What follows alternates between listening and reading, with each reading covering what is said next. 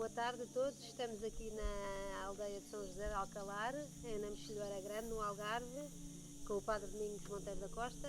Vimos fazer uma entrevista a propósito dos seus 50 anos de padre, de sacerdócio, que se celebra no dia 30 de julho, daqui a poucos dias. Padre Domingos, obrigada pela sua disponibilidade, por estar aqui connosco.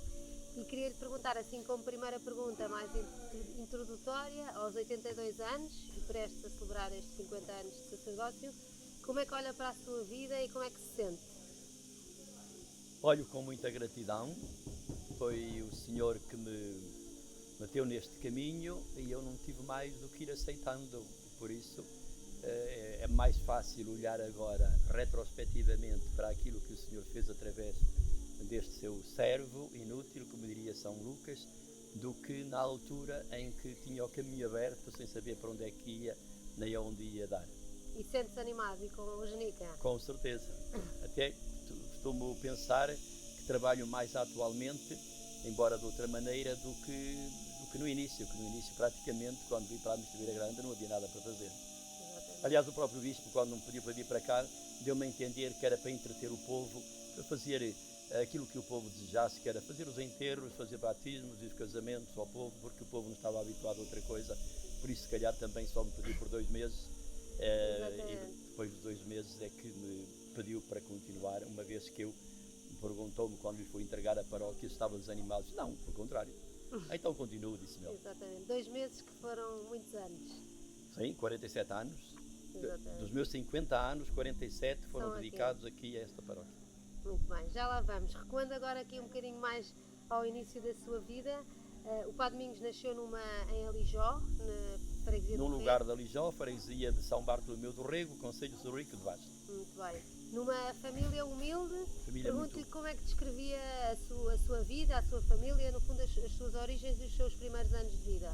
Bem, o meu pai foi imigrante, eu tinha 7 anos quando ele foi para Aveiro, primeiro que do meu pai tenho poucas recordações, ele também vinha rarissimamente a casa, depois também eu fui para o seminário com 13 anos, enfim, não ajudou nada porque não podíamos ter grandes visitas, e depois vivi, eu tinha 3 irmãs, eu era o único rapaz, o único filho, e connosco vivia também a mãe do meu pai, que ficou viúva muito cedo, a minha avó paterna e a minha mãe, as 2 analfabetas. A minha mãe revoltada porque na família dela eram muitos irmãos e só os rapazes é que foram para a escola primária, as filhas não. Já nessa altura as mulheres eram assim marginalizadas. A minha mãe de revolta, de protesto, eu também na minha vida agi muito por protesto em muitas coisas. E a minha mãe também por protesto disse que havia de mandar os filhos todos à escola e mandou numa altura em que ainda a escola primária não era obrigatória. E que as senhoras então não iam de todo? Sem conta, também não havia grandes professoras, as professoras eram regentes, era uma professora numa sala, se calhar com 120 crianças das 4 classes, da primeira ao 4º ano, de maneira que quem ia para a primeira classe passava na primeira classe 2, 3 anos, porque o interesse fundamental era levar gente a exame na 4ª classe, até para uma certa promoção, creio eu, das professoras que ganhariam tantos pontos com por isso. levar, exatamente. Uma das brincadeiras que o Padre Domingos refere no seu livro que lançou recentemente, que é no fundo a história da sua vida e da sua missão, dizia que já em criança costumava brincar a fingir de padre, não é? Imitar lá o senhor abade da sua paróquia. Isso era uma brincadeira que todas as crianças faziam ou já era algum indício de uma... Não, era uma vocação brincadeira aí? que a gente do meu lugar fazia e eu depois herdei esse costume. Eu tinha vizinhos também que começaram também por organizar festas. Eu, enfim, era uma família muito cristã. A minha avó paterna ia à missa todos os dias e obrigava-me a ir à missa todos os dias. Aqui no Algarve, quando se diz vou à missa todos os dias, significa que é de vez em quando aos domingos. Não, era mesmo todos os dias da semana e de maneira que cedo. A missa era às 7 horas da manhã, não é? E de maneira que a minha mãe também habitualmente nos acompanhava e de maneira que não havia brincadeiras que há hoje, não é? A gente para jogar a bola era com trapos cozidos, a minha mãe era costureira, de resto sabia lá eu que era o futebol, sabia lá eu que era outro desporto. Jogava a macaca com as minhas irmãs, porque o peso era sobretudo feminino. Exatamente. Era o único rapaz que me tinha que habituar a elas, e de maneira que achava que, como rapaz, devia eu também promover algumas brincadeiras, e porque não, lembrei-me de brincar à padre, de maneira que, usando roupas da minha irmã mais velha ou da minha mãe, e fazia sermões e cortava a broa em rodelinhas para dar a comunhão, e tudo isso as minhas irmãs mais novas assistiam. Mais tarde, depois, quando comecei a saber ler, com a terceira classe, como havia gente que vinha fazer provas de roupa que a minha mãe fazia, aos domingos à tarde vinham lá e eu, havia uns livrinhos, não havia Sagrada Escritura, nem do Novo Testamento, eram livrinhos da vida santa, de Santa Teresinha do Menino Jesus, do Santa Maria Goretti, ou então das aparições de Fátima. Eu, quando lia o livro para essas pessoas, e quando descobri que Nossa Senhora tinha aparecido aos pastorinhos, eu também ia com as ovelhas para o monte. As ovelhas, era uma ovelha, uma cabra e uma vaca, e de maneira que, por que não brincar também aos pastorinhos de Fátima? Éramos 3, 2 meninas, um rapaz, depois éramos pastores, também tínhamos gado, e depois havia uma capela no sítio onde a gente ia, e de maneira que também brinquei aos pastorinhos de Fátima. Identificava-se muito com os pastorinhos? Sim, eu fazia de Francisco, a minha irmã, que depois foi para Freira, a seguir a mim, mais nova, fazia de Lúcia, e a minha irmã mais nova de todas, na altura tinha 4 anos e pouco, fazia de Jacinta. E de maneira que eu exigia à minha mãe que as minhas irmãs fossem comigo para sermos os 3. Exatamente. E íamos dar o terço para a porta da Capela da Senhora do Viso, e deixávamos a bicharia a pastar longe da capela, nós não avistávamos os animais. De maneira que, uma altura, a minha irmã mais arrozinda chamou-me a atenção: nós não podemos ir, porque havia ali um campo de milho que nem sequer era nosso, devia ser no mês de maio ou junho de 1950, e disse: olha, que o bicharia pode saltar o muro e comer um milho que não é nosso. E eu respondi-lhe: Rosinda, se Nossa Senhora pôde aparecer aos pastorinhos de Fátima, também pode guardar os bichos. Enquanto Vamos dar o terço. De maneira que, depois de rezarmos o terço, quando chegámos à procura dos animais, tinham saltado para o campo de milho, andavam todos com umas barrigas enormes, parecia que andavam todos prenhas, e eu, a minha irmã deve ter dito: eu não te dizia. E eu respondi-lhe: já que Nossa Senhora não guardou os animais e deixou-os comer o milho, a partir de hoje não nos apanha mais a rezar o terço à porta da sua capela. Fizemos greve, e não sabia o que era a greve, e de maneira que foi assim. De maneira, zanguei-me com Nossa Senhora, mas ela, por visto, não se zangou connosco. Exatamente. E a sua entrada para o seminário decorre também ali de um amigo seu lá da terra, o António, não é? Segundo conta no seu livro, que estava a estudar, e quando vinha lhe falou sobre isso. O Padre Domingos, na altura, não sei que idade teria. Eu tinha 12 anos, andava na 4ª classe, e então eu era acólito. Com 10 anos aprendi a ajudar à missa, e de maneira que, quando havia seminaristas, vários seminaristas no seminário de Braga, que eram os filhos de lavradores, porque naquela altura não havia outra possibilidade de estudar a não ser no internato. E então, para os rapazes, era o seminário. E não era que quisessem ir para padres, era a maneira, creio eu, de poderem estudar. Porque desses todos, houve apenas um que foi padre João Batista Alves da Mota. E de maneira que, quando eles vinham de férias, no Natal, na Páscoa e no verão, eu era marginalizado, deixava de ser acólito, eram eles que faziam acolitado, mas eu continuava a ir à missa. E de maneira que um dia, tinha eu 10 anos, fui-me confessar a um padre lá que houve confesso, um padre lá de Seidões, uma freguesia vizinha da minha, e no final perguntou-me o que é que eu queria ser quando fosse grande. Eu respondi-lhe: eu queria ser padre. E ele ficou muito contente: muito bem, quer ser padre? E eu respondi-lhe: mas eu não quero ser padre nem como você, nem como o senhor abade da minha terra. E ele respondeu-me: o quê? Tu queres ser padre e não queres ser como nós? E eu perguntei-lhe: não há padres diferentes? E ele respondeu: não, se quer ser padre tem que ser como nós. E eu respondi-lhe: então não quero ser padre. Isso foi com 10 anos, com a idade de 10 anos. Quando eu cheguei aos 12 anos, conheci esse rapaz com quem tinha brincado, o António de Dias, que era meu vizinho. Os pais dele, como tinham instrumentos de lavoura, eram aqueles e gado, eram aqueles que nos lavravam os campos, que gradavam os campos, e nós íamos trabalhar para a família deles quando eram despolhadas, ou outros trabalhos agrícolas, e eles lavravam-nos os terrenos. De maneira que eu brinquei muito tempo com ele, com os irmãos dele, e quando ele andava na altura num outro seminário que eu não sabia quem era. E de maneira que era meu vizinho, e quando vinha de férias, convidava-me para ir à igreja com ele. Era muito devoto, aquele homem, muito devoto. Hoje não é, estou-me a rir porque ele não é. Muitas vezes já lhe disse a ele: tu pareces o Herodes, sabias onde é que tinha nascido o Messias, e não foste lá vê-lo, mas indicaste-me a mim o caminho para eu ir vê-lo. Eu encontrei-o e tu na altura saíste. Ele ri-se disto, e então ele ia, para além da missa de manhã, ele ia à meio da manhã à igreja e à meio da tarde à igreja, e convidava-me para ir rezar com ele, coisa que os outros seminaristas não faziam. De maneira que eu, uma altura, disse: eu ando da 4ª classe, eu gostava de ser padre, tu não me arranjas o seminário para ir para o teu seminário? E ele disse-me que sim, que ia falar com o reitor, falou com o reitor, veio lá o inquérito para preencher, enfim, um formulário. A minha mãe não sabia ler, foi através do senhor Abade, do padre da minha terra, e de maneira que vinha lá uma pergunta que se eu sofria de alguma doença. A minha mãe, sincera como ela era, disse que sofria muito de dores de barriga, e de maneira que a resposta parece que foi a seguinte, porque o senhor Abade nunca me deu a carta para eu ler, que os jesuítas queriam padres saudáveis, e como tinha muitas dores de barriga não podia ir para padre. E pronto, e eu acabei por ficar. Decepção aí. Foi uma decepção enorme, e de maneira que passei meio um ano assim em casa. Havia alguns lavradores que me queriam para criado, de lavoura. E a sua avó queria que continuasse a ajudar, não era? A sua avó... Exatamente, eu continuei como acólito, a ir à missa todos os dias. E então, uma altura, a minha irmã mais velha, providencialmente, foi trabalhar para o hospital de Felgueiras, que era ali perto, apenas 2 meses. E nesses 2 meses também só lhe fizemos uma visita, a minha mãe e eu. Fomos a pé o caminho todo, 3 horas a pé para um lado e para o outro. E quando chegámos ao hospital, quem é que nos havia de receber? Foi o capelão do hospital, que era coxo, de uma perna. E quando me viu, fez-me a mesma pergunta que o outro padre me tinha feito quando me fui confessar: o que é que tu queres ser quando fores grande? Eu respondi-lhe: quero ser padre, mas já não posso. E ele perguntou-me: o que é que queres ser padre e não podes? Porquê? Contei-lhe a história e ele disse: podes ir para padre, sim senhor, as doenças curam-se. E porquê é que não foste para o seminário? Contámos a história e ele disse à minha mãe: porquê é que a senhora disse isso? Porque mentir é pecado e quem peca vai para o inferno, respondeu a minha mãe. E ele respondeu: vai para o inferno o quê? Essa pergunta, afinal, ou essa resposta, está a ver, impediu o seu filho de ir para o seminário. Não era uma, ainda que mentisse, mas não se tratava de doença nenhuma, devia ser, se calhar, doença contagiosa, não é? Pois, sim. Que vinha lá no inquérito.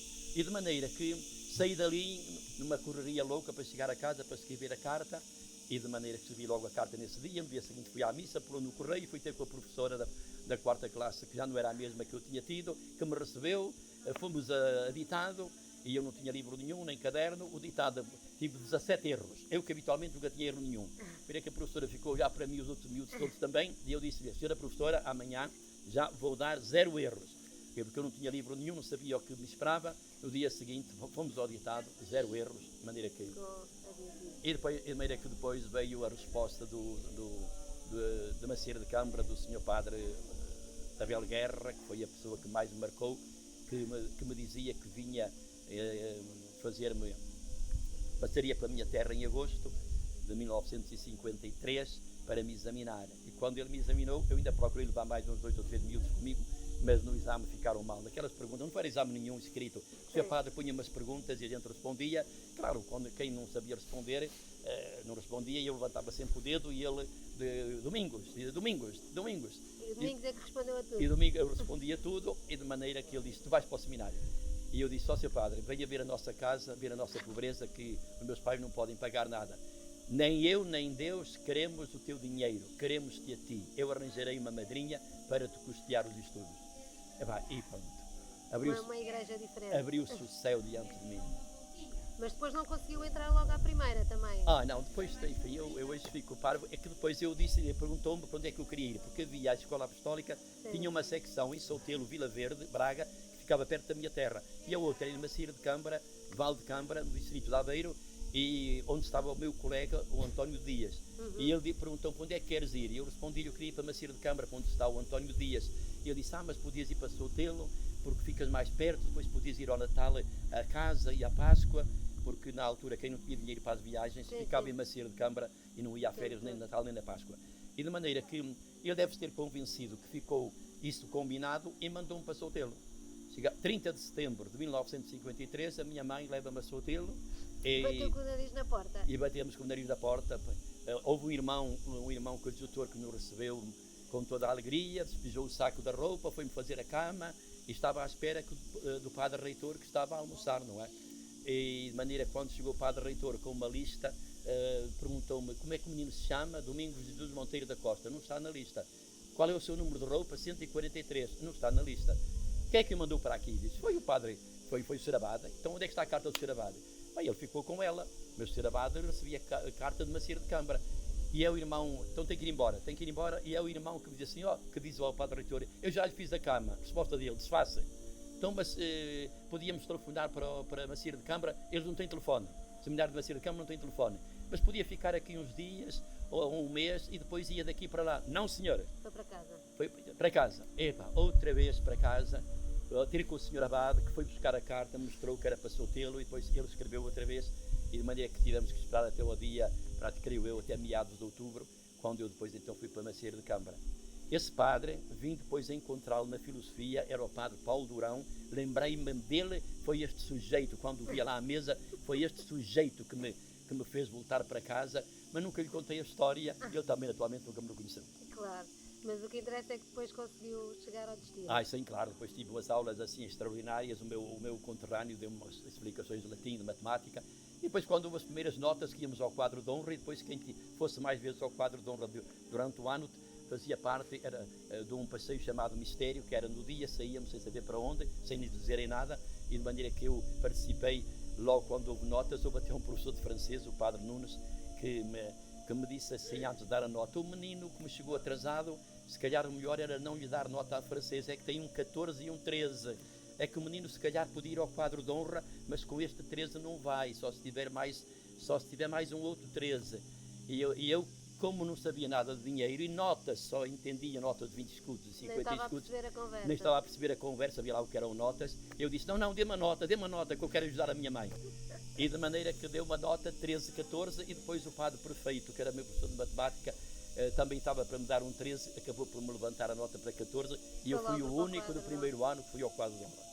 E na altura já tinha alguma ideia do que era a Companhia de Jesus, do que era a vocação de ser jesuíta? Nada. A minha questão toda era: eu queria ser um seminarista diferente, queria manter-me pobre, enfim, até pelo exemplo que tinha na terra, que o senhor Abade convidava os seminaristas lá para o pequeno almoço, a seguir à missa, a mim, que eu era acólito, nunca me convidou para nada. De maneira que foi para mim. Há outra coisa também que a mim me incomodava: eu era acólito, e quando o senhor Abade ia dar a comunhão às pessoas, concretamente à minha família, à minha avó, à minha mãe, às minhas irmãs e a mim, partia a hóstia, porque a hóstia, a partícula, em duas metades, e dava metade a cada um aos pobres.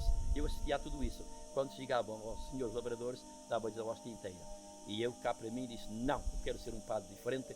Quando for padre, e fazer exatamente ao contrário. Mas devo dizer que nunca parti a hóstia em metades, quando dou comunhão a gente mais rica. Exatamente. Mas então foi jesuíta mais ou menos por acaso? Sim, por acaso. Por acaso não há casos para Deus, claro, não é? Exatamente. Deus pôs-me no caminho as condições necessárias e suficientes, e creio eu limites, porque eu só visitei aquele capelão uma única vez. O António Dias depois saiu do seminário e abandonou mais tarde. E de maneira que eu, no fundo, agora a posteriori, depois de ter feito o caminho, é que eu me admiro sobre como é que Deus combina tão bem as coisas, e são para mim os milagres do dia a dia. Não são as curas de doenças incuráveis, esses milagres são raríssimos, acho eu, se são milagres, mas para mim os milagres é o dia a dia, que sem a gente prever nada e sem combinar nada, acaba por chegar aonde queria chegar, muitas vezes por caminhos muito transviados. Mas lá diz o povo: Deus não dorme, Deus escreve direito por linhas tortas, Deus sabe tirar o bem até do mal. Foi o que aconteceu comigo. Aquilo que me parecia mal e que estava liquidado, de repente volta a ser possível. Isto é que é para mim o maravilhoso. Isso aconteceu-lhe várias vezes na vida? Muitas vezes. Há dias, na conversa com o diretor do jornal Folha do Domingo da Diocese do Algarve, ele admirava-se: como é que você consegue ler através do negativo para passar ao positivo? E eu respondi-lhe: pois isso é próprio dos profetas, porque os profetas do Antigo Testamento são aqueles que conseguiam ler a realidade a partir de Deus, exatamente em circunstâncias de vazio total, autêntico vazio total de Deus. Mas se os cristãos não conseguem também descobrir a ausência de Deus, porque Deus também se manifesta, creio eu, através da sua ausência. Hoje queixamos-nos muito que o mundo está sem Deus, sem os valores, mas eu dou muito bem no mundo que me rodeia, até porque eu posso dizer, como Jesus Cristo: eu venci o mundo, o pequeno mundo aqui na Mistueira Grande, porque no princípio fizeram umas guerras todas para eu me ir embora. Já lá vamos. Então já lá vamos. Queria só voltar aqui um bocadinho ao noviciado. O Padre Domingos, na altura, havia regras que para si não faziam sentido e era muito crítico dessas regras. Não, é? na escola apostólica não. Na escola apostólica foi o melhor tempo da minha formação. Mais à frente, então. Éramos adolescentes, enfim, até aos 18 anos que eu estive, nós éramos tratados como adultos quando nós éramos adolescentes e crianças. Mais tarde, quando chegamos ao noviciado e ao juniorado, é que foi uma volta de 180 graus, incrível. Porque então aí havia coisas que não dava para compreender. E eu, enfim, eu tive que aguentar, não é? Mas já dava trabalho aos seus superiores? Ai, com certeza que dava, quer dizer, não, eu era tímido na altura, enfim, sofria comigo e sabia que aquilo que eram fases transitórias e estava sempre a sonhar com a fase que viesse a seguir, porque o que queria era avançar e correr, chegar depressa à padre, não é? De tal maneira que eu, até por 2 vezes, procurei apressar o ser padre. Primeiro foi no magistério, que eu gostava de ter apenas 2 anos de magistério, deram-me 3. Depois na filosofia fiz os exames dos 4 anos em 3 anos, para vir para Portugal mais cedo e não, o padre Fragata disse não, teologia são 4 anos, tem que ficar 4 anos. Depois em Paris também fiz, era para ficar 3 anos, fiz os exames todos em 2 anos e acabei, aí sim. Mas aí não consultei ninguém, porque consultasse se calhar não teria vindo para a Mossoeira Grande, porque me mandariam também ficar os 3 anos. Exatamente. Mas na altura essas regras que nós hoje em dia olhamos para trás e se calhar achamos que não faz sentido, até o conversarem em latim, como contava há pouco, o Padre Domingos já na altura achava que aquilo não fazia muito sentido. Sim, havia como levar o chapéu de padre, chapéu preto. Uma vez um colega meu íamos atravessar lá numa ponte no Rio Homem e ele fez o propósito que o chapéu não ficasse muito preso na cabeça para que o vento lhe levasse o chapéu. E quando uma senhora que estava lá embaixo com um pau procurou apanhar o chapéu, disse: deixei-me o chapéu. Claro que a seguir foi dizer a culpa. Foi dizer a culpa por ter perdido o chapéu. Dizer a culpa era pedir desculpa à frente Era pedir desculpa, dos era ajoelhar-se no refeitório durante a refeição, diante dos padres todos e dos irmãos, e dizer: reverendos padres e caríssimos irmãos, por minha em obediência à autoridade, venho dizer a minha culpa por... E depois tinha que dizer a culpa, que era por deixar fugir o chapéu com o vento. As pessoas riam-se, às vezes, mas enfim, era isso. Muito bem. E nessa altura foi também quando o Padre Domingos começou a fazer o seu trabalho apostólico, a dar catequese, algumas aulas de religião moral, a visitar os presos também. Sim, a mim como me moveu sempre para ser padre era a ação pastoral direta. Pregar, ensinar, enfim, celebrar missas, dar a comunhão, a primeira comunhão, será? Eu cheguei a sonhar uma vez, tinha a igreja cheia, ainda não dava, nem sequer andava no seminário, e andava a dar a comunhão às crianças da primeira comunhão, de maneira que essas coisas não esquecem, não era? Mas a vida de seminário não era voltada para a comunidade? Não, isso foi o que me custou mais. Eu tive 5 anos em 5 anos em Bacia da Câmara também, nunca fomos uma missa lá da paróquia. Tive 5 anos em Sotil, nunca fomos uma missa da paróquia. E diziam-nos que era preciso sentir com a igreja, é Santo Inácio de Loyola que diz isso. E na altura sentir com a igreja, sentir com o Papa. Ora, o Papa estava lá longe, estava em Roma e tudo isso. Para mim a igreja foi sempre algo de próximo, era a paróquia.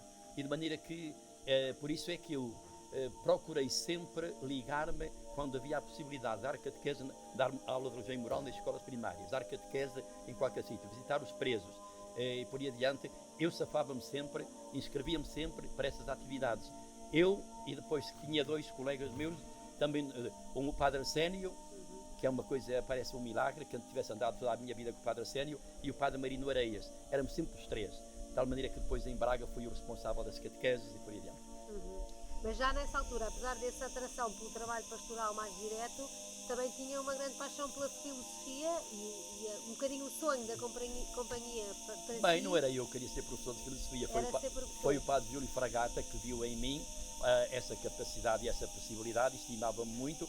Foi ele que até, como ele tinha feito a teologia na Áustria, tinha aprendido alemão e então aconselhou-nos, lá como era nosso professor de História da Filosofia Moderna, a estudar alemão, a mim concretamente e a outros que quisessem, e ele deu-nos um cursozito para aprendermos alemão, dizendo que quem um dia se dedicasse à filosofia tinha que saber alemão, uma vez que muitos dos livros dos filósofos da altura eram escritos em alemão.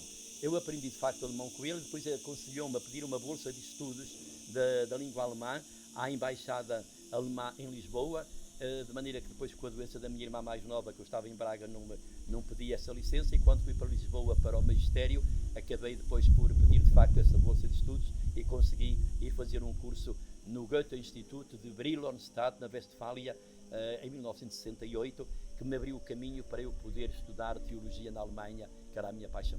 E que depois veio também a dar muitos frutos no resto da Com sua vida, certeza, essa sim, experiência na Alemanha.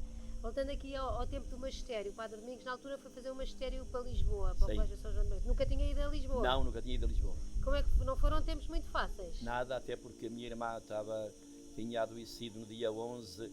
A sua irmã Teresa. A irmã Teresa, que no dia 11 de junho de 1966, foi fazer o exame de professora primária. Era um sábado, a pedido meu, que eu conhecia o diretor, e contei-lhe a história, que ela tinha uma doença gravíssima e que duraria quando muito um mês, e se ela não podia fazer o exame para poder ficar como professora e realizar o sonho antes de morrer. E eles autorizaram. Ela fez o exame no dia 11 de junho, eu foi dia 11, e no dia 12 deu entrada no Hospital de São João do Porto, condenada a um mês de vida. Acabou por viver um ano, porque veio a morrer em 5 de junho de 1967. Isso aí deu-me cabo da vida, entrei em muitas tentações do demónio, enfim, do espírito mau, que então a tua irmã, que podia ser professora e que podia fazer tanto bem às crianças e às famílias, e tu ainda para mais vais para padre numa igreja destas, onde é que está Deus? Enfim, tudo isso tem a ver com a religião. E de maneira que um dia fui ter com o meu diretor espiritual, o Padre Agostinho Ferraz, foi uma das pessoas que mais me ajudou, muito humano, e ele só me fez 2 perguntas que para a maioria das pessoas não valeriam nada, não resolveriam nada, mas a mim me iluminaram. Sabes lá tu, Domingos, se não precisa da tua irmã Teresa mais no céu do que na terra para tu seres um bom padre? Sabes lá tu, Domingos, se a tua irmã se continuasse viva na terra, seria feliz, tão feliz como se for para o céu? Deixa isso com Deus. E aquilo reconfortou-me, de maneira que claro que eu queria ser padre, não é? Mas aquele momento foi muito duro. Tive que adiar o exame de fim dos 3 anos de filosofia, tive que adiar a ida para o colégio. Esse ano não pude ir passar férias com os meus colegas, e como tínhamos brincado aos pastorinhos de Fátima, me lancei em Braga uma campanha de oração à Jacinta, até porque havia a causa da beatificação dos pastorinhos. Pus aquelas crianças todas da cidade de Braga, 2.500 crianças de todas as escolas. Aliás, eu tinha em 68 tinha movido as professoras e os professores a fazerem uma festa de fim de ano letivo, a chamada Festa da Criança, que enchemos o Teatro Circo de Braga com 2.500 crianças de manhã.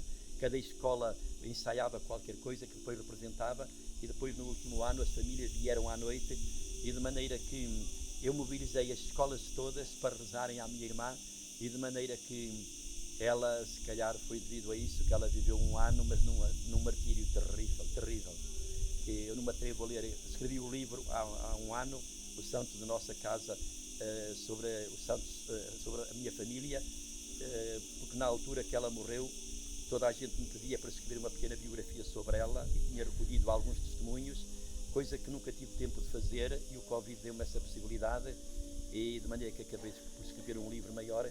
E quando li as cartas dela, que foram conservadas, tudo isto conservado, e ela praticamente a contar durante o ano inteiro a doença dela, e eu hoje não me atrevo, porque eu chorei muitas vezes quando li as cartas e quando passei para o computador, e nunca mais toquei no livro, porque desato a chorar quando dou com essas cartas dela. E ela morreu de facto no dia tinha ido visitar a Lisboa no fim de semana. No domingo, dia 4 de junho de 67, passei por Fátima, e no dia 4 cheguei à meia-noite ao Colégio São João de Brito, no dia 4 à noite, e no dia 5 de manhã, quando me levanto para o pequeno almoço, vem uma notícia de que ela tinha morrido de noite. Volto a tomar o comboio de regresso ao Porto, e de maneira que depois até teve missa de corpo presente com as crianças todas, da igreja cheia de crianças das escolas, lá na Faculdade de Filosofia de Braga. Que idade tinha a sua irmã? 21 anos. Ainda hoje é tomada como santa lá na sepultura dela, que nós não temos ninguém de família, porque na altura o meu pai já tinha morrido, a minha mãe foi para Lisboa viver nas irmãs da congregação onde estava a Rosinda, eu estava nos jesuítas, outra minha irmã na França, não tínhamos ninguém de família na terra. E a nossa própria casa vendemos-la a uma prima nossa, porque não tínhamos hipótese, não pensávamos que um dia voltássemos a precisar da casa, e de maneira que, apesar de não ter ninguém de família, a sepultura da minha irmã continua hoje a ser velada, e tem velas, e tem flores, e tem sempre limpa. Era muito estimada, não é? Aliás, eu mandei o livro O Santo de Nossa Casa, aconselhado pelo padre provincial, o padre Miguel Miguel Almeida, que me aconselhou a enviar o livro ao Papa Francisco, que me respondeu, quer dizer, através de um bispo, uma coisa muito bonita, porque apesar do livro ter sido enviado só no dia 28 de maio de 2021, ele respondeu-me com data de 5 de junho, a data da morte da minha irmã, e não falou da morte, dia da ida da Teresa para o céu. Eu, quando recebi aquela carta, disse, está o dedo de Deus. Uma pequena consolação no meio dessa Sim. tristeza. Voltando aqui ao tempo do magistério, não foram tempos fáceis, viu até na altura sair alguns dos seus companheiros. Foram tempos maus. Foram tempos maus. Mas também moldaram um bocadinho a sua maneira de ser. Sim, e amadureceram, como o Padre Eu devo Domingos. dizer que de facto foram as dificuldades da vida que me amadureceram e que me ajudaram a ser a pessoa que sou. Primeiro as dificuldades da pobreza na infância, depois as dificuldades, enfim, também essas dificuldades todas da formação, do tempo de formação. E de maneira que estávamos a falar de...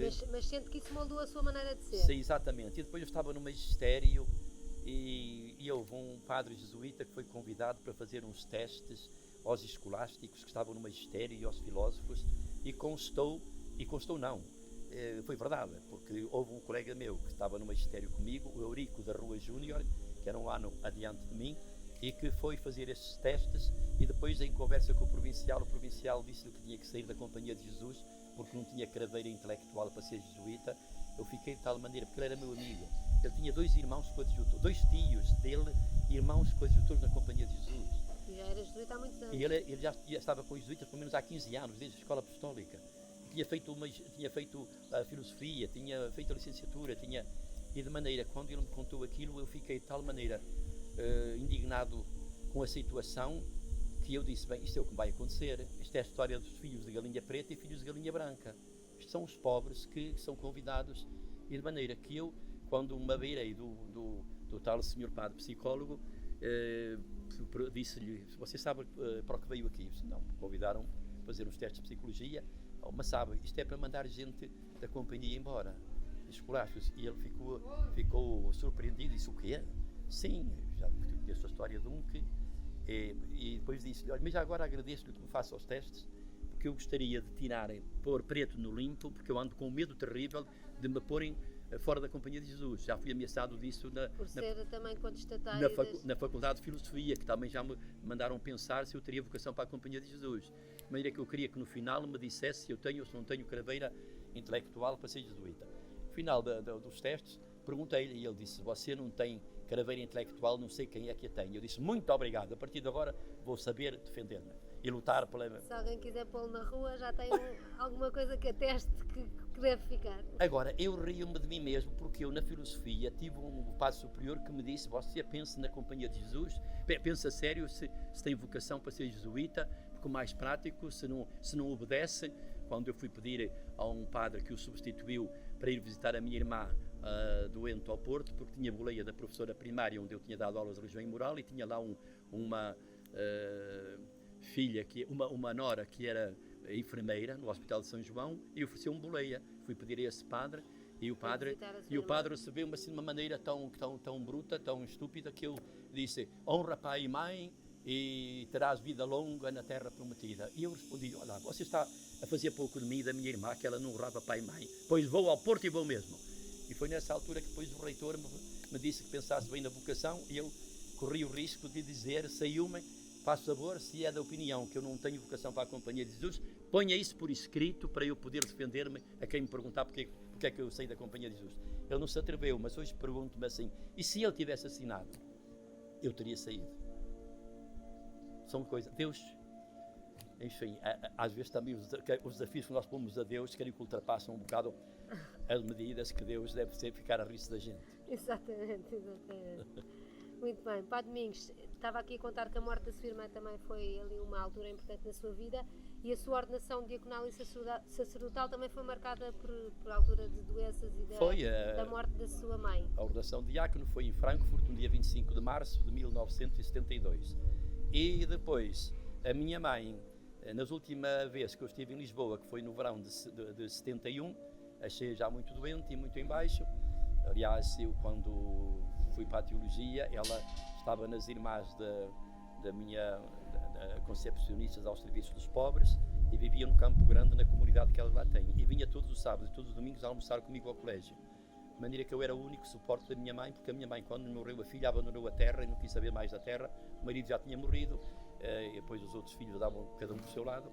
E de maneira que eu, quando me pus a hipótese de ir para a teologia, eu tinha feito o curso de alemão em 68, e quando cheguei a 69, que o ano anterior a mim e depois o meu foram todos enviados para a Universidade Católica para fazer a teologia.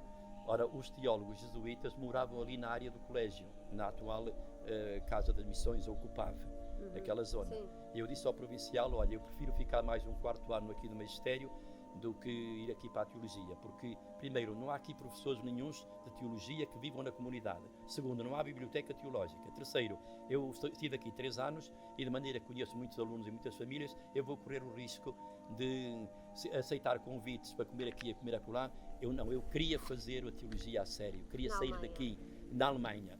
E ele perguntou-me, e ele disse-me, mas a esta hora, estávamos no mês de junho, a esta hora quem é que tem um lugar reservado para si? Eu disse, tenho eu.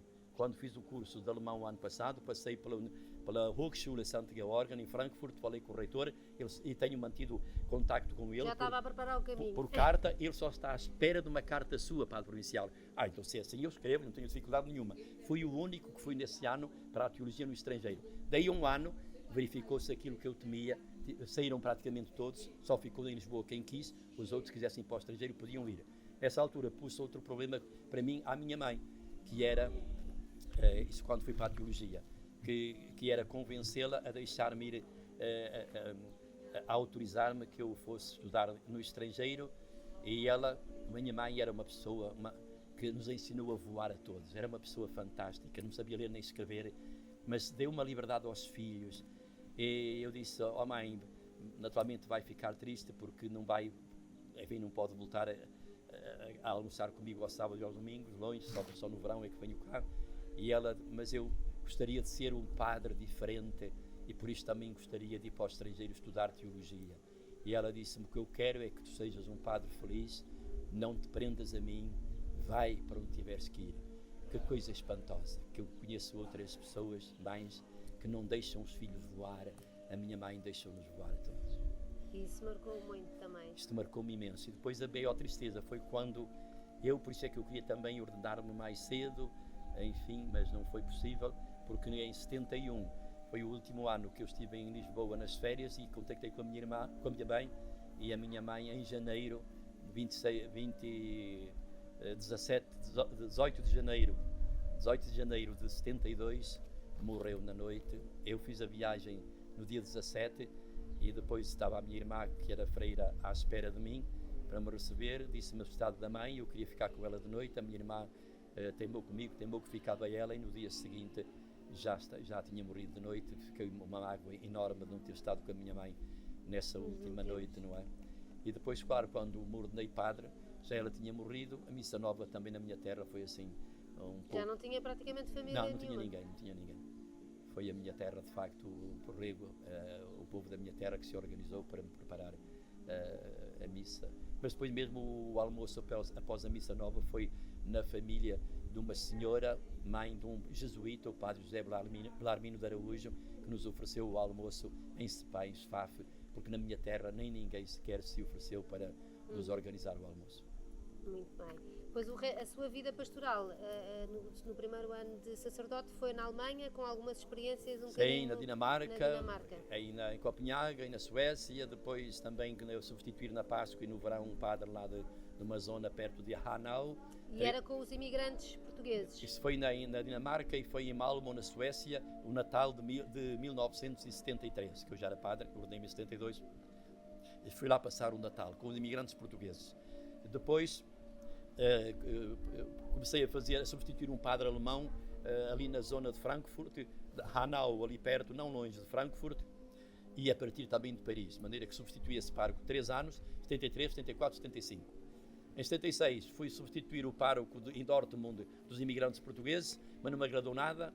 só tinha missas ao domingo, mais nada que fazer à semana. A semana, quando muito, era convidado por portugueses para os acompanharem ao tribunal ou à polícia, porque tinham roubado umas coisas lá nos hipermercados, e aquilo chateou-me muito.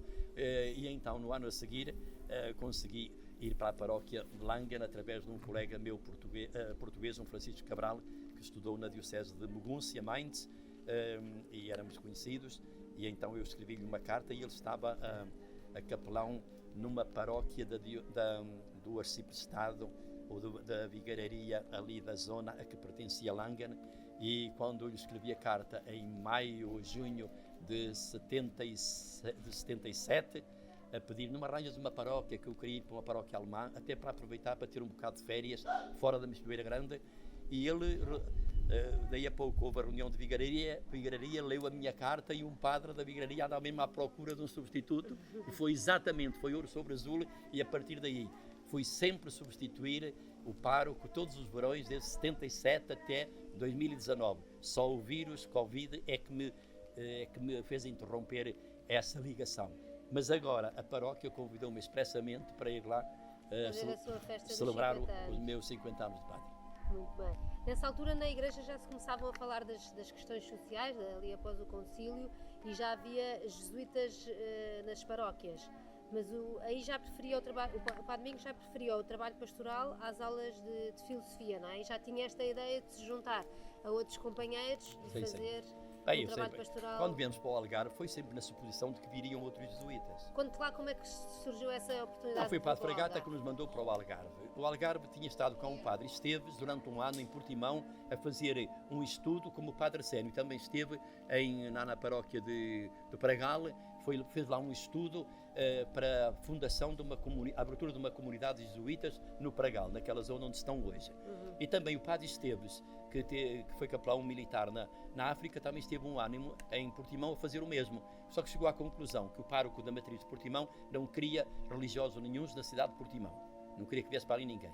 E de maneira que ele fez um relatório a dizer que era impossível nós virmos para Portimão e mandou esse relatório para o provincial, que era o Padre Vílio Fragata. De maneira que depois, quando nós aparecemos aqui, soubemos que o Padre Esteves se tinha encarregado, entretanto, depois de não ter parado em Portimão, da paróquia de Algesur, fomos visitá-lo e ele ficou admirado. O quê? Vocês estão em Portimão? Então, mas o provincial não leu o meu relatório. É impossível ficarem em Portimão, que o pároco não nos quer lá. Mas já lá estamos. Mas o bispo é que nos chamou. O bispo Dom Florentino de Andrade Silva é que nos chamou, a Companhia de Jesus, e por isso nós viemos...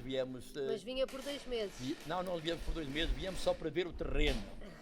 Isso foi quando fomos enviados para o Algarve pelo provincial. Vão ver, por isso é que não trouxemos tralha nenhuma, nem nada, e só nos deram 10 contos para os começos, não é? Acabaram-se os 10 contos, pedi mais dinheiro, só me mandaram 5. Eu disse ao Padre Sério, não vale a pena pedir, que isto vai de metade a metade, daqui a pouco só vem 1 cêntimo. É melhor cuidarmos de nós mesmos, não é? E acabou. De maneira que, depois é que o Bispo, no dia 2 de outubro de 1975, nós tínhamos vindo no dia 21 de setembro, tínhamos arranjado casa, conseguido apartamento uns dias antes. O bispo já sabia que tínhamos um apartamento em Portimão e não estava mobilado, não tinha nada, só paredes. E então o bispo, como não conseguiu nenhum padre na vigaria de Portimão que quisesse vir para a Missioneira Grande, deixou-nos um bilhetinho debaixo da porta, passou por lá e disse-nos o seguinte: dia 2 de outubro de 75, se vocês hoje passarem pelo apartamento antes das 3 horas, por favor apareçam na sacristia da igreja de Portimão, que eu estou lá numa reunião. Por acaso nós passamos por lá, a seguir ao almoço, vimos o bilhete e fomos ao encontro. E aí se resolveu o nosso futuro. Mas não sabia para que nada, serviria esse encontro? Venham aqui à Mexilhoeira que eu preciso falar com vocês. Tal e qual, venham à matriz que eu preciso falar com vocês. E claro, chegámos à matriz, estavam reunidos com o vigário e os párocos ali de Portimão à procura de um padre para a Mexilhoeira Grande. Alguém lhe deve ter dito ao Sr. Bispo, então estes 2 padres não têm nada a fazer, a mandá-los para lá. Mandaste para lá no mau sentido, porque aquilo não tinha muito futuro. Com certeza, até porque o Padre Arsénio, mas, enfim, já se estava habituado às lutas, porque ele esteve em Moçambique no tempo do 25 de Abril e tudo isso, e depois esteve um ano cá, em que eu estava em Paris, quando esteve o 25 de Abril, e o Padre Arsénio, quando o Bispo nos falou na hipótese, o Padre Arsénio disse-me assim, vamos pedir 5 minutos para refletir. E então eu disse, bem, muito bem, vamos. E o Padre Arsénio disse, só se eu Bispo, dá-me 5 minutos para irmos lá fora, enfim, refletir um com o outro. E o Padre Arsénio disse-me assim, Domingos, eles querem correr connosco de Portimão. Domingos, eles querem correr connosco de Portimão, eles não nos querem aqui. vamos aceitar o trabalho, mas na condição de que um padre algarvio fique responsável da Missa Beira Grande e nós a fazer o trabalho ele é responsável. E ficou o padre Matos e nós os dois durante os 2 meses. Entretanto, o padre Matos afastou-se, o padre Arsénio afastou-se e ficou o pobre Domingos, pároco de uma aldeia, como o padre Arsénio dizia. Não era pároco na altura, não é? Não era pároco. Nunca fui nomeado pároco da Missa Beira Grande. Nunca. Entretanto, já fui nomeado pároco do Odiache e da Senhora do Amparo. Portanto, foi ficando... Foi ficando. É Mas o que é que tinha acontecido ao padre na altura? Tinha sido expulso? O padre tinha sido, quando 25 de Abril, que aquilo foi... Estamos a falar no verão quente de 75. O verão quente de 75. E o bispo depois deu-nos a notícia. Está um padre preso em prisão domiciliária desde o domingo passado. O domingo que foi ainda em setembro. Ele foi no dia 2 de outubro, foi uma quinta-feira. E de maneira que o padre tem que sair. É um padre claretiano. E de maneira que eu não arranjo o padre para ir para lá. Mira que o padre, nós no dia 2 de outubro, mal tivemos esse encontro com o bispo lá na sacristia, o padre Matos disse, vamos à Missa Beira Grande ver o ambiente. Chegámos à Missa Beira Grande, estava aquela rua frente ao clube, ali cheia de gente, toda contra a igreja, o padre fechado com o irmão coadjutor num primeiro andar, ainda o fomos visitar. Então o padre Arsénio era assim mais loquaz do que eu, era tímido. O padre Arsénio já me tinha habituado às lides da Revolução e começou a falar com aquele povo todo, tumba, para trás, para diante, eu mantive calado o tempo inteiro. Até que um sujeito que estava lá no grupo disse assim para o lado, isso contou-me o padre Matos mais tarde, se vem para cá o pequenito, nós damos conta dele. Se vem para cá o calado, estamos lixados. E foi o calado. O calado é que veio para cá. E como é que foram esses primeiros tempos de luta política, de espiões na igreja, até foram o tribunal? Tempos, eu devo dizer que foram tempos maravilhosos, sabe? De facto, armaram-me todos, eram cartas anónimas, metidas debaixo da sacristia, espalhadas de noite à população. Foram assaltos à igreja, 3 assaltos.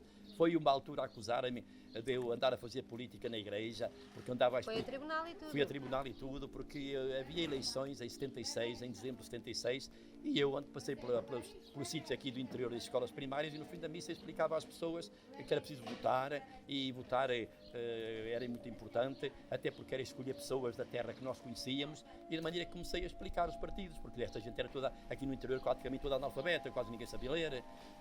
De maneira que comecei, por exemplo, vocês sabem que concorrem 4 partidos. É o PS, é o PSD, é o CDS, e depois é aqui um partido que aparece aqui, enfim, com o PSJ, por Sociedade Justa. Bem, de maneira que vocês, o PS, sabem quem é o chefe, o Mário Soares, muito bem. Qual é o símbolo? Um punho. Muito bem, se quiserem votar em PS, votam então nesse símbolo. Depois o PSD, PPD, na altura PPD, quem é o chefe é o Sá Carneiro. Qual é o símbolo? É uma seta para o ar. Muito bem, quem quiser votar nesse partido, vota neste. Depois é CDS, uma bola ao centro, não sei o quê, quem é o chefe é o Freitas do Amaral. Muito bem, vocês até sabem quem são, para quem quiser votar. E depois há um partido aí muito conhecido aqui na terra, que expulsou o padre e tudo isso, mas não está aqui. Esse é o Partido Comunista. Assim, pois, o Partido Comunista, qual é o símbolo? É uma foice e um martelo. Não está aqui na lista, não concorre. Mas há aqui um partido PSJ, eles estão aqui. Mas se não estão eles, como é de cara lavada, assim aberta, tem que estar aqui. Mira, quem quiser votar. E há uma senhora na Escola da Figueira que me diz o seguinte, mas nessa lista também há gente muito boa. Quem é que está a dizer o contrário, minha senhora? Se a senhora é da opinião que deve votar nessa lista, vote nessa lista. Estou só a esclarecer, não é? Esclarecer, de maneira que isso constou, que eu na escola que disse que o PCP estava escondido por detrás do PSJ, por Sociedade Justa. O símbolo, sabe qual era? Um sinal mais. A cruzinha, quase a cruzinha, como se fosse a cruz de Cristo. De maneira que isso levantou um escarcéu incrível, era a lista do padre, não, a lista do padre foi mais tarde, 2 anos mais tarde, 3 anos mais tarde. Mas aí o padre foi chamado a tribunal, mandaram-me arranjar o tribunal 2 testemunhas, eu não conhecia ninguém, na missa disse em público, quem quisesse a minha testemunha, faz favor, nunca fui a tribunal, foi preciso ir para a Missa Beira Grande para ser tomado como um criminoso. De maneira que passem pela sacristia para dar o nome e tudo isso. Mas digam só aquilo que me ouviram, não vão lá defender o padre, que eu não preciso de defesa. Apareceram 16 pessoas. Fui ao tribunal, apresentei 16 pessoas, não, escolha aí 2, não, então escolham vocês, eu não escolho que não conheço ninguém. Então escolham vocês, que eu não estou aqui para andar aqui, enfim, desta maneira, que eu nunca fiz para praticar crime nenhum.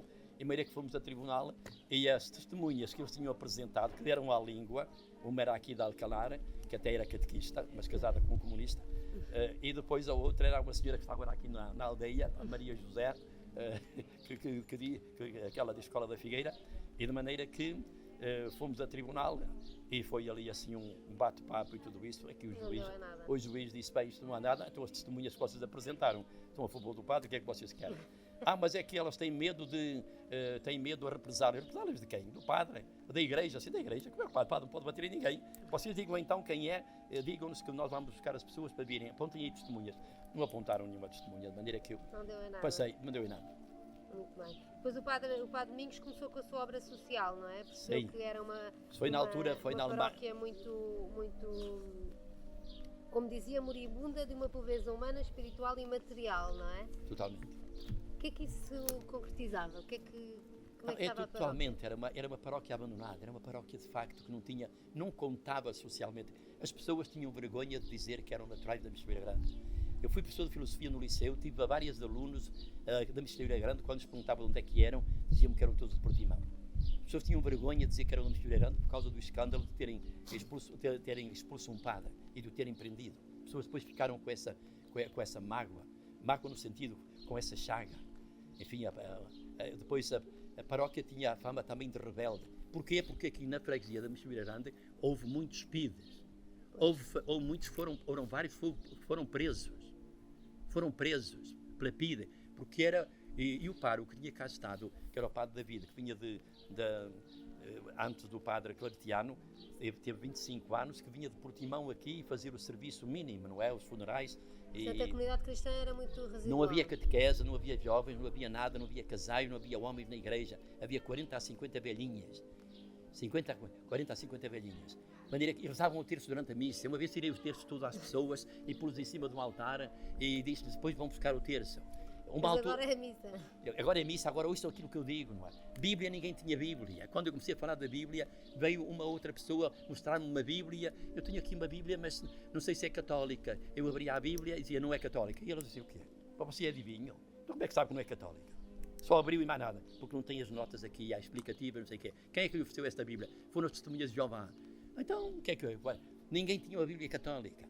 De maneira que depois perguntavam: então devo deitar a Bíblia ao lixo ou queimá-la? Não, é a palavra de Deus na mesma. Se você nunca leu, nunca começou a ler, começa agora a ler, minha senhora. De maneira que depois comecei, as testemunhas de Jeová, depois começaram a perder o peso aqui, porque elas cobriam aqui os lugares todos com visitas. E eu cheguei a dizer na igreja, concretamente, o seguinte: é melhor ter uma religião do que não ter nenhuma. É melhor ser boa testemunha de Jeová do que ser mau católico. Isso constou às testemunhas de Jeová, que fizeram para aí uns elogios do padre da Missioneira Grande, que então e acabaram por morrer, porque hoje ninguém anda aí pelas portas. Nós, para termos credibilidade, temos que ser melhores do que os outros na oferta que fazemos. E não podemos ser melhores do que os outros, condenando os outros, criticando os outros, perseguindo os outros. Esse foi o mal da história da Igreja ao longo de muitos séculos. Cruzadas, a Inquisição, não sei o quê. Como ainda hoje, muitas vezes é aceitas, não sei o quê. Eu acabei na Missioneira Grande com aceitas. Hoje toda a gente se dá bem comigo e não há praticamente, de facto, nada. De maneira que foi essa abertura. Mas as pessoas não estavam despertas para isso. Chegaram a dizer que eu estava a dar cabo da religião. E eu cheguei a dizer também: quem me dera dar cabo da religião que vocês têm seguido. Quem me dera que chegue esse tempo, não é? Hoje, quem é que se atreve a dizer que... E você nunca me falou em Deus, mas teve-me a falar de Deus. Esta obra aqui fala de Deus. Eu costumo dizer que os melhores lugares de Deus aqui na Missioneira Grande não são nem a Igreja da Missioneira, nem a Igreja da Figueira, nem aqui a Capela da Alcalá. São os lugares onde se pratica o amor, porque Deus é amor. Logo, onde haja, o cântico diz: onde haja caridade e amor, aí habita Deus. E conte-nos lá um bocadinho a história daqui desta aldeia de Alcalar, onde nós estamos. Tudo aqui à nossa volta são residências de idosos. Como é que é um projeto inovador? Como é que surgiu esta ideia e que necessidade, de que leitura da realidade é que surgiu? Pois tem a ver, exatamente, necessidade? Tem a ver com a leitura da realidade. Nós não somos educados, os cristãos, para ler a realidade. Estamos educados para fazer comunhões, para não sei o quê, receber os sacramentos e depois vamos embora todos. As igrejas estão vazias, não é daqui do mundo, que o mundo já não vinha, é daqueles que estavam cá dentro e abandonaram. Está a ver? Depois da religião, depois de receber os sacramentos, vão-se embora. E meio que as igrejas estão vazias. Eu, quando foi o infantário, foi as crianças na rua, é preciso um jardim de infância. Quando depois comecei a construir uma casa para residência de jesuítas e de uma comunidade de freiras, porque o padre Rocha Melo prometeu-me que vinham jesuítas. Pedi dinheiro na Alemanha para fazer uma residência paroquial. Quando a tinha feita, com o primeiro andar para jesuítas e o resto do chão para freiras, não vieram jesuítas nenhums. As freiras acabaram depois de estarem por sair, daí a 2 anos, e eu a ouvia dizer, quando fazia funerais, como é que a pessoa se morreu, enforcou-se. A outra foi ao canal, afogou-se. Suicídio nos Suicídio. idosos. E de maneira que diziam, era o destino. Veio, era a vontade de Deus. E eu perguntava às pessoas, a vontade de Deus, minha senhora, que imagem de Deus, que Deus que determina pessoas para se suicidarem.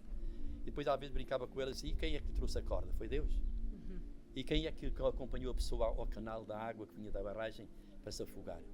E de maneira que eu comecei a ver assim, todos os anos havia 2, 3 casos de suicídios, de gente aí isolada nas freguesias, nas localidades, nos sítios do interior.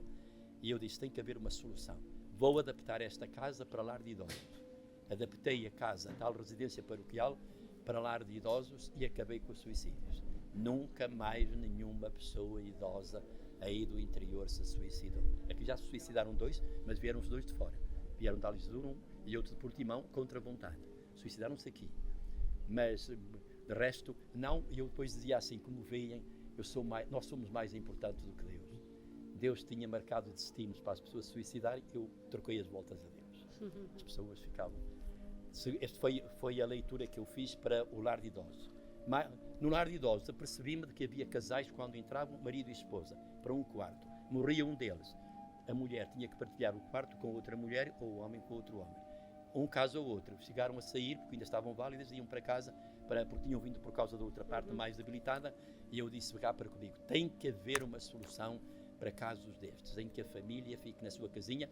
Além disso, tinha outras queixas que eram de pessoas que tinham filhos deficientes e me diziam, Sr. Padre, o que é que há de ser deste meu filho e da minha filha quando nós morrermos os pais? Para onde é que irão? Eu disse, tem que haver uma solução.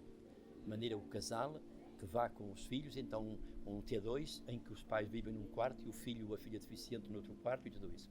Foi isso que me levou a este sonho da Aldeia São José de Alcalar.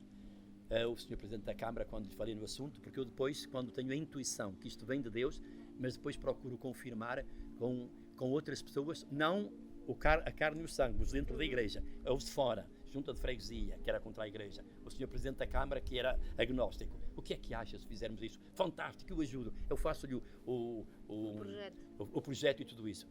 Isto é de uma consolação enorme. E de maneira que o Presidente da Câmara, quando estava a fazer o projeto, uma altura perguntou-me, onde é que você foi beber essa ideia de uma aldeia para pessoas idosas? Estudou na Alemanha, foi na Alemanha? Eu disse, não, na Alemanha não há nada disso, pelo contrário, são armazéns de velhos. Então onde é que foi? E eu respondi-lhe, ao Evangelho. E ele respondeu-me, ao Evangelho?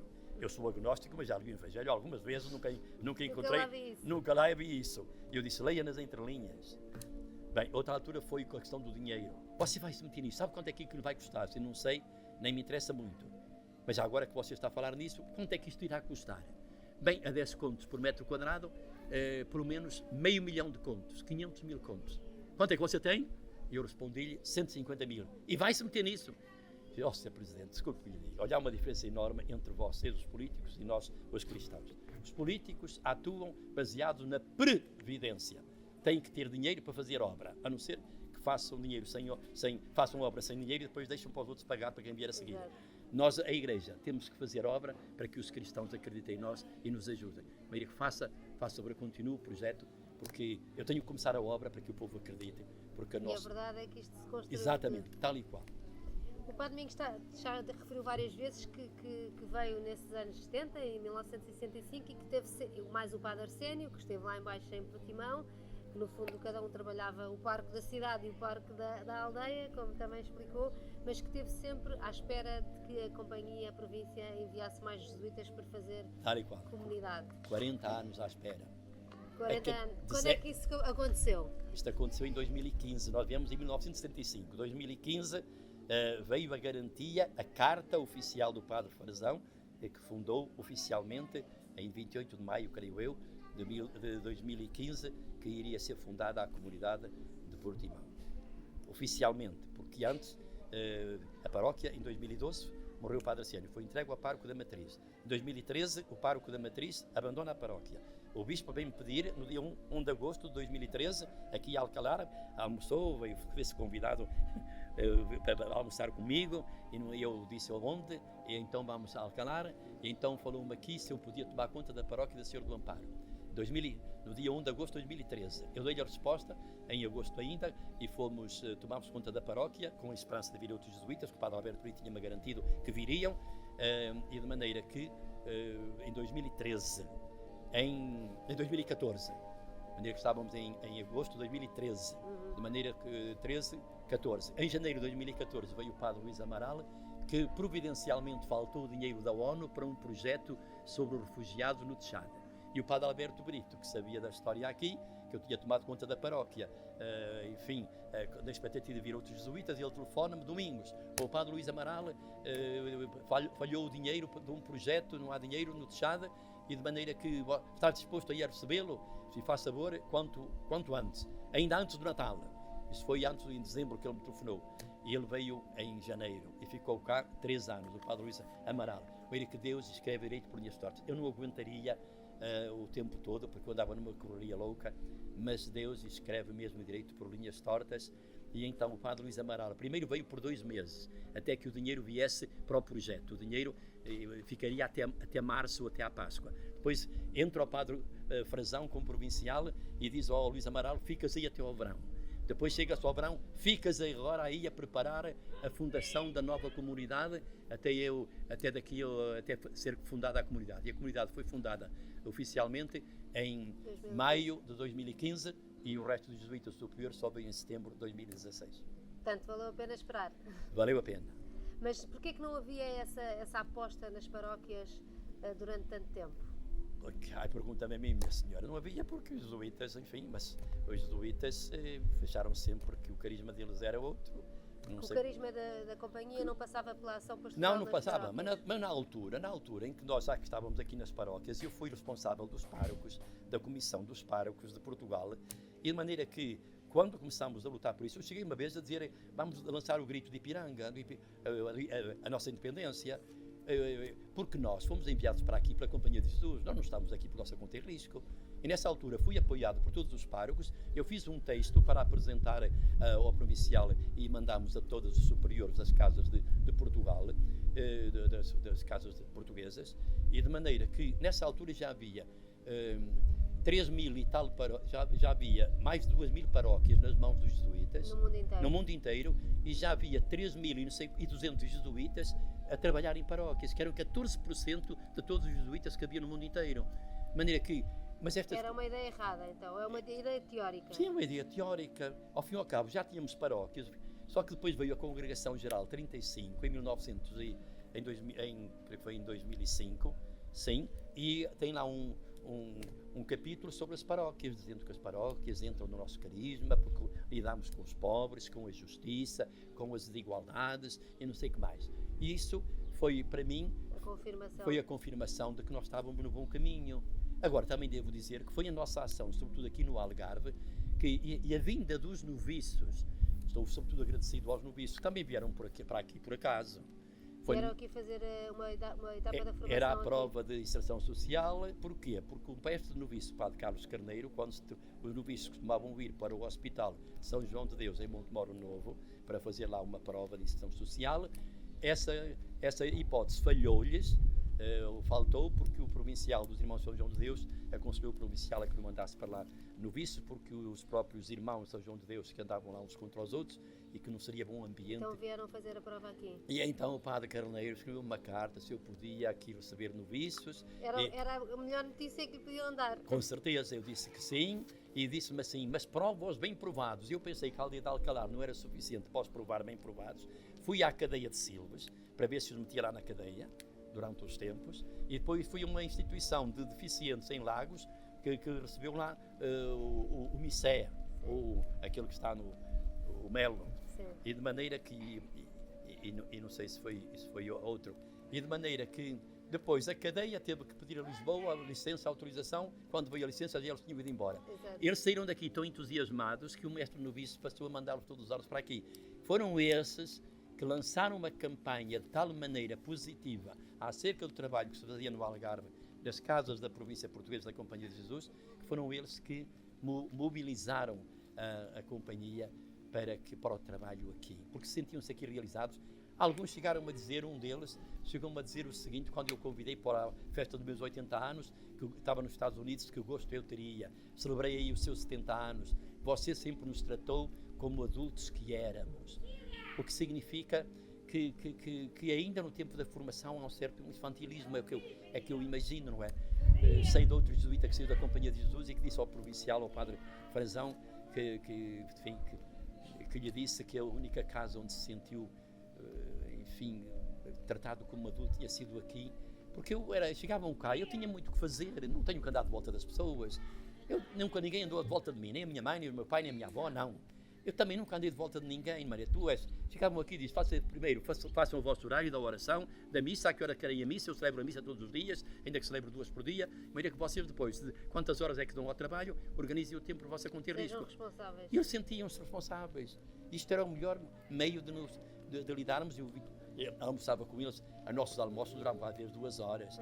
E então a contar estas histórias todas que eles não tinham conhecimento da antiga companhia, de maneira que... Imagino. Exatamente, não é? Mas hoje sente que os jesuítas no Algarve estão para ficar? Eu, pelo menos, já me disse a mim mesmo, pelo menos por mais de 40 anos está garantido. Ou seja, daqui a 40 anos, se eu vier ao mundo, se o Senhor me vier ao mundo, ainda aqui verei jesuítas, suponho eu. Muito bem. Pelo menos porque a comunidade foi fundada oficialmente. Uma coisa é termos uma comunidade fundada a partir de Roma, que também não se desmancha. Não, mas é a partir da realidade, não é? No fundo, a realidade veio Sim, primeiro com certeza. que... Mas, de facto, porque eu andei aqui, de facto, eu cheguei a perder, de facto, a esperança toda, não é? Nós também, se calhar, teríamos alguma culpa. Aliás, também digo no livro, Padre Seno e eu, o facto de termos tomado aquela... Mas foi a melhor atitude que tomámos, pelo menos sermos amigos. Mas nunca trabalharam em comunidade, Em não é? comunidade, não, assim, a sério, não. Pronto, nós também tínhamos formação diferente, não é? Visões diferentes. Foram amigos a vida toda. Toda a vida. Foi 59 anos de amizade, 49 a viver ou na mesma casa ou perto um do outro. Foi caso único. Mas cada um com a sua missão concreta. Sim. Mas caso único também na província, que eu admiro também isto, não é? Padre Domingos, como é que olha para as gerações mais novas e com a sua relação com a fé e com a sua prática cristã? Eu olho muito positivamente, eu já me afligem muito mais sobre o futuro da Igreja. O futuro da Igreja não depende de nós, claro que depende de nós na medida em que, se não houver cristãos, a Igreja morre, mas vou-me apercebendo que os jovens têm ideais, os jovens têm, enfim, por exemplo, voluntariado, enfim... Tenho aqui na paróquia, por exemplo, os jovens que saíram daqui formados, aqui na paróquia, estão a trabalhar em várias paróquias. Os filhos da Dona Teresa Rochate, o filho em Silves, à frente da catequese, a outra nos Açores, outra médica, ou seja... Servem a Igreja no local em que vivem, não é? Sim, exatamente. Inserir-se onde estão e serem lá úteis. E de maneira que a nossa questão, creio eu, não temos que nos apresentar os padres ou sempre a lamentar os maus tempos, porque o mundo foi sempre mau. Já no tempo de Jesus Cristo, o mundo há de perseguir-vos. Nós é que inventamos a mania quando foi com os Salazarias e a proteção da Igreja Católica contra os outros, e cruzamos os braços e não fizemos... que isto era garantido. Sim, exatamente, não fizemos nada. Não fizemos nada, cruzamos os braços. Maria, que estamos a pagar agora as favas. Maria, que aqui não havia nada e veja o que surgiu aqui, não é? De maneira que eu sou muito otimista acerca disso. Mesmo não ando à procura daqueles que vão à missa, eu não tenho possibilidade de escolher os funcionários, mas o Senhor ultimamente tem-me enviado os funcionários que fazem falta e com o Espírito. Uma vez o Sr. Paulo Roto, o tal senhor alemão, disse-me assim: o Padre Domingos, o que tem feito para conseguir pessoas capazes de... Mas você é tão teimoso com Deus que Deus um dia lhe enviará para cá as pessoas certas. É o que tem acontecido. De maneira que eu já não me preocupo muito. Também estou no fim da vida, não é? Ainda é cedo. Não, mas estou, enfim, e consolado com uma consolação. Aliás, costumo dizer assim também ao Senhor: tu, se precisas de mim, tens que me dar saúde e vida, não é? És tu o beneficiado, não sou eu.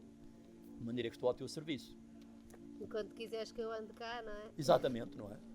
Muito bem. Como é que, assim, só para a pergunta final, como é que vê hoje a Igreja em Portugal e também no Universal, não é? Nesta caminhada sinodal, com uma JMJ, uma Jornada Mundial da Juventude aí à porta, ao mesmo tempo que estamos com este tema dos abusos sexuais aqui em Portugal a ser um bocadinho levantado. Como é que olha para essa realidade? Bem, a Igreja, enfim, os cristãos sempre são pecadores, também perdemos muitas vezes essa noção, imaginando que os cristãos são assim uns santinhos, não é? Uns santinhos, não são.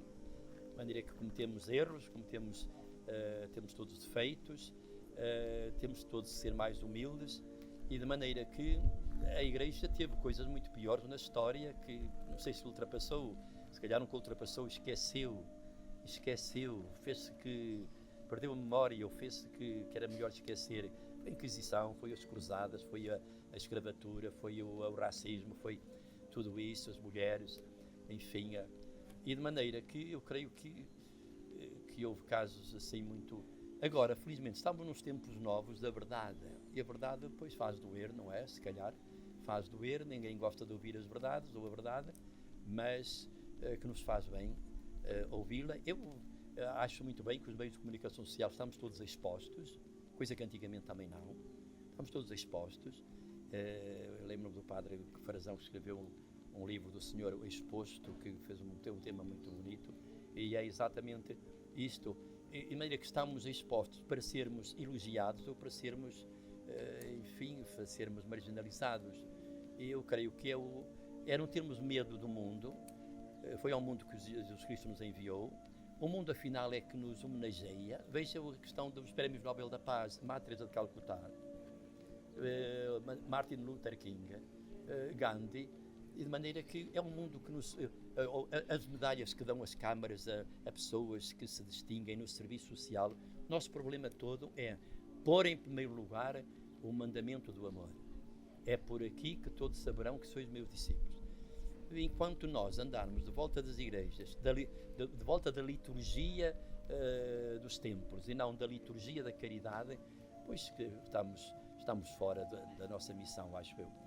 Quanto à igreja, eu lamento que, quer dizer, eu não sei, tenho um certo receio que depois do Papa Francisco a igreja volte ao mesmo de antigamente, mas depende, cá está, depende da escolha, depende do nosso... Também do que é que os cristãos quiserem Tal e fazer da qual, igreja, não é só do Papa. Eu gostaria por exemplo, eu gostaria que os bispos fossem eleitos nas suas próprias dioceses.